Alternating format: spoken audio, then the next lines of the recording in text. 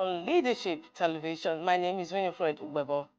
Streets in Guinea-Bissau's capital, Bissau, were largely deserted on Thursday following a military coup that halted the release of election results and saw President Umaru Sissoco Embalo placed under arrest.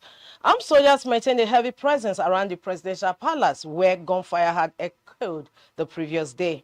AFP reporters said only a handful of residents ventured onto the main roads as troops carried out sweeping patrols across the city overnight.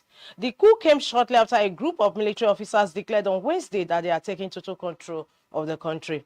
The officers suspended the electoral process just as citizens awaited provisional results from Sunday's general election, which President Embalo was widely expected to win. The results had been scheduled for release on Thursday.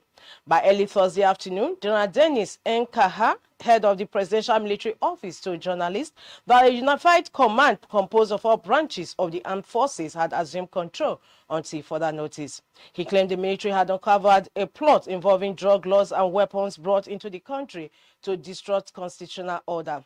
General Nkana said the military had halted the entire electoral process, suspended all media programming, closed land, air and sea borders, and imposed a mandatory curfew. A military source indicated that the leader of the so-called High Command for the Restoration of Order would be announced later on Thursday. That concludes the news on the Hour on Leadership Television. For more, log into www.leadership.ng. Don't also forget to follow us on all our social media handles. Thanks for joining us.